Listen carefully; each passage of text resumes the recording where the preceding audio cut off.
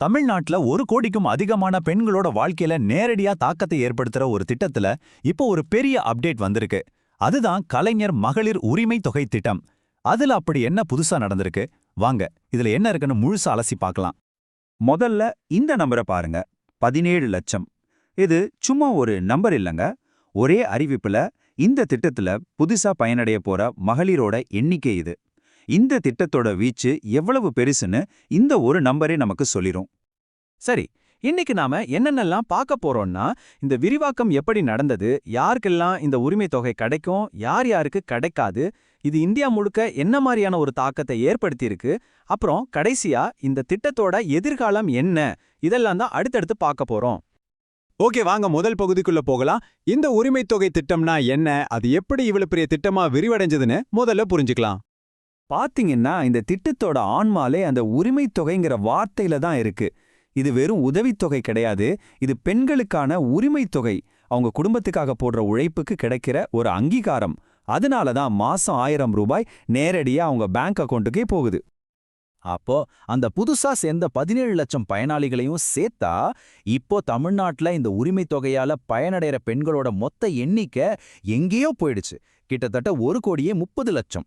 யோசிச்சு பாருங்க, மாநிலத்தோட எவ்வளோ பெரிய மக்கள் தொகையே இந்த ஒரு திட்டம் மட்டுமே சென்றடைஞ்சிருக்கு. சரி, இந்த 17 லட்சம் புதிய பயனாளிகளை அரசாங்கம் எப்படி இவ்ளோ கரெக்டா கண்டுபிடிச்சாங்க? அந்த பெரிய ப்ராசஸ்க்கு பின்னாடி என்ன நடந்தது? வாங்க பார்க்கலாம். இந்த விரிவாக்கத்தோட முழு கதையும் இந்த டைம்லைன்ல அடங்கியிருக்கு. பாருங்க, செப்டம்பர் 2023ல திட்டம் தொடங்குது. ஆனா நிறைய தகுதியானவங்க விட்டுட்டு போயிடறாங்க. அவங்களுக்காகவே ஜூலை மாசத்துல இருந்து நவம்பர் வரைக்கும் மாநிலம் முழுக்க ஸ்பெஷல் கேம்ப்ஸ் நடத்துறாங்க. கடைசியா டிசம்பர் 12ல அந்த முயற்சிக்கு ஒரு வெற்றி கிடைக்குது. திட்டம் அதிகாரப்பூர்வமா விரிவாக்கப்படுது.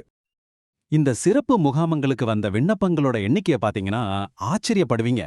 கிட்டத்தட்ட 29 லட்சம். இது எவ்வளோ பெரிய வேலைன்னு நினைச்சு பாருங்க. ஒவ்வொரு அப்ளிகேஷனையும் அரசாங்க விதிகளின்படி சரிபார்த்து தகுதியானவங்களை மட்டும் ரொம்ப கவனமா தேர்ந்தெடுத்திருக்காங்க. இப்போ நாம ரொம்ப முக்கியமான ஒரு பகுதிக்கு வந்திருக்கோம். இந்த உரிமை தொகையை பெற யாருக்கெல்லாம் தகுதி இருக்கு, அதோட தகுதிகள் என்னன்னு பார்க்கலாம். இந்த உரிமை தொகை சரியானவங்களுக்கு போய் சேரணும்னு சில விதிகள் இருக்கு.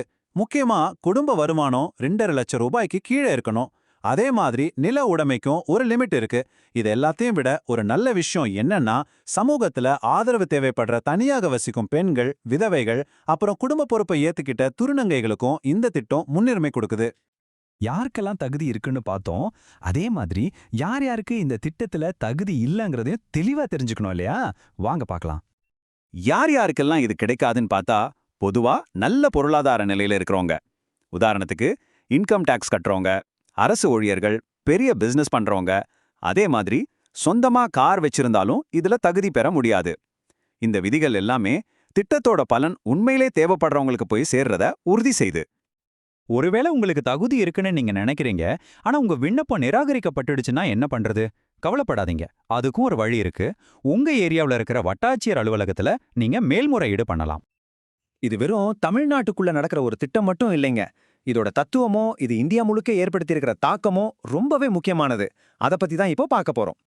தமிழ்நாடு முதலமைச்சர் சொன்ன இந்த ஒரு வரி இந்த திட்டத்தோட மொத்த தத்துவத்தையும் நமக்கு விளக்கிடும். இது உதவித்தொகை இல்ல, உரிமை தொகை. இது வெறும் பண உதவி கிடையாது. இது பெண்களோட உழைப்புக்கும் அவங்க சுயமரியாதைக்கும் கிடைக்கிற ஒரு அங்கீகாரம். தமிழ்நாட்டுல கிடைச்ச இந்த வெற்றி இந்தியா முழுக்க ஒரு தாக்கத்தை ஏற்படுத்தியிருக்கு. மத்திய பிரதேசம், கர்நாடகா, மேற்கு வங்கம்னு இப்போ கிட்டத்தட்ட 10 மாநிலங்கள் இதே மாதிரி திட்டங்களை கொண்டு வந்திருக்கிறாங்க. இதுவே இந்த திட்டம் ஒரு தேசிய முன்மாதிரியாக மாறியிருக்குங்கிறதுக்கு ஒரு பெரிய சாட்சி. சரி, இதுவரைக்கும் நடந்ததை பார்த்தோம்.